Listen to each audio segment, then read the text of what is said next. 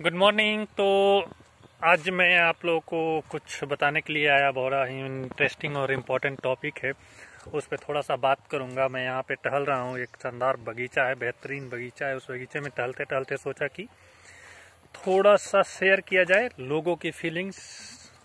तो बेसिकली मेरे हुआ क्या कि रियल घटना है, कोई वो नहीं है। मैंने एक दिन पहले कुछ ऐसा देखा कि जैसे कि कोई आदमी, उसको मैं अपने भाषा में बता रहा हूँ कि मैं क्या बताना चाह रहा हूँ। जैसे कि कोई आदमी को आप सामने देखो या कहीं पे देखो तो होता क्या है कि आप उसके अकॉर्डिंग, अगर वो पोजीशंस में बेहतर हो, पावर में बेहतर हो, या उस टाइप का थोड़ा अच्छा खासा इंसान हो, तो बहुत से लोगों के माइंड में ये फीलिंग आती है कि why I am not be like him, why I am not be like him.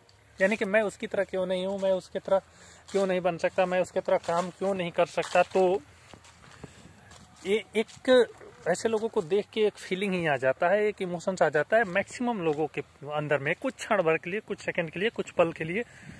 तो इसी के बारे में मैं बात करना चाहूंगा। वीडियो थोड़ा सा लंबा हो सकता है, don't worry, but watch till the end.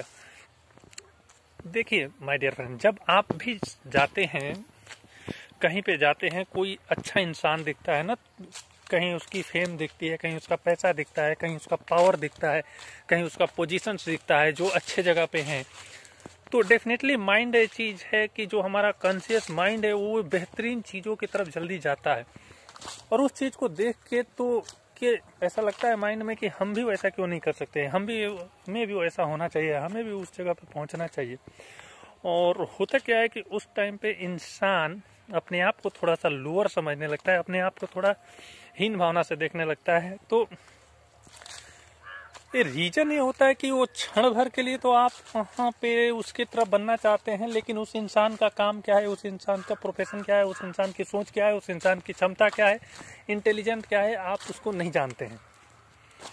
वो उस जगह पे फिट है क्या, आप उस जगह पे फिट हो सकते हैं। सबका इंटेलिजेंस सेम नहीं होता, सबका इंटरेस्ट सेम नहीं होता, सबका हैबिट सेम नहीं होता, सबका सोचने का तरीका सेम नहीं होता, सबका काम करने का तरीका सेम नहीं होता। जब सब लोगों का काम करने के, सोचने के हैबिट सेम नहीं होते, तो आप कुछ क्षण के लिए तो उससे प्रभावित हो सकते हैं, उसे बेहतर मान सकते हैं, लेकिन हमेशा के लिए वहां पे फिट नहीं हो सकते।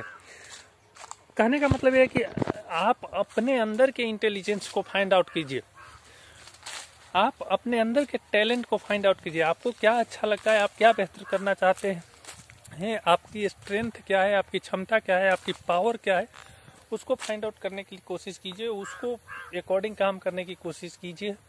वहीं आपकी बेहतरीन होगा। आप दूसरे को देख के हो सकता है कभी ऐसा डिसीजन ले कि उस तरह के काम करे और जाके फिर बाद में फंस जाए, तो ऐसा नहीं होना चाहिए। आपको अपने स्ट्रेंथ पे, अपने कैपेबिलिटी पे होना चाहिए। दुनिया के हर एक फील्ड में कैरियर पॉसिबल है। आज दुनिया में हजारों फील्ड है, हजारों फील्ड में कैरियर है, बेहतरीन कैरियर है, उस फील्ड में आप बेहतर कर सकते हैं। और हर एक फील्ड के कैरियर में एक पोजीशन है, एक टॉप है, एक ऊंचाई है, एक रेस्पेक्ट है। आप उस पे जाइए जो आपका बेस्ट हो, ना कि दूसरे को।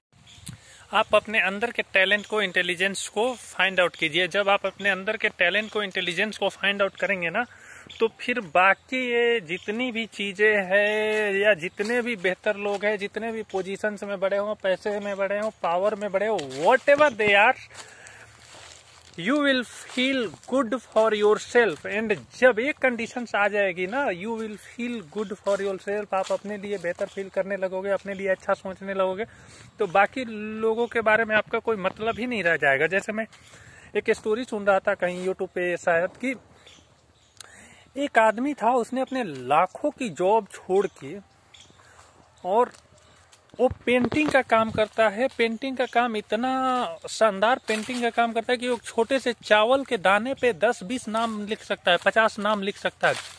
इतनी शानदार पेंटिंग है। उसमें उसको पैसे ज्यादा नहीं आ रहे थे, उसमें उसको नेम फेम ज्यादा नहीं मिल रहा है, लेकिन फिर भी वो बंदा वो काम कर रहा है। और उससे पूछा गया कि क्या है, आप ये काम कर छोड़ के दूसरा काम कर लेंगे जिसमें लाखों सैलरी होगा? उसने मना कर दिया, नहीं, मैं इसमें बेस्ट हूं और मैं यही काम करूंगा, यही काम करने के लिए मैं हूं, मैं दूसरा काम नहीं करने वाला हूं।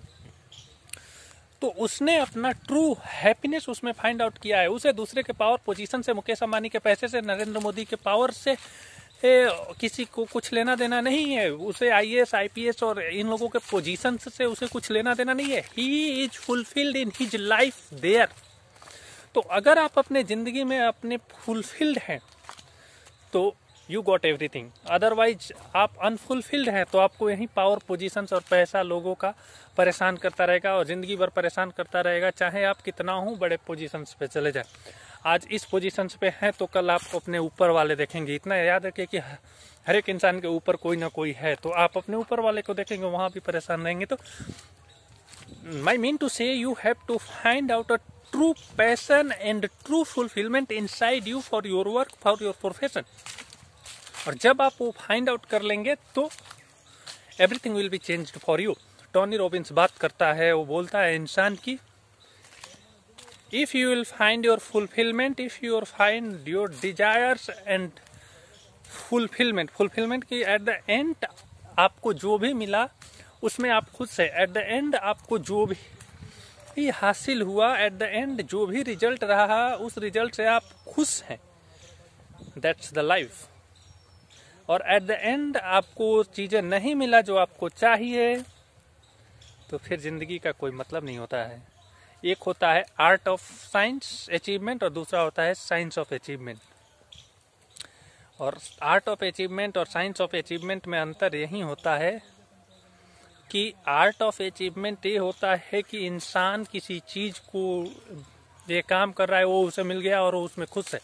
साइंस ऑफ अचीवमेंट ये होता है कि इंसान किसी काम के लिए काम कर रहा है और उसे मिल गया लेकिन वो खुश नहीं है।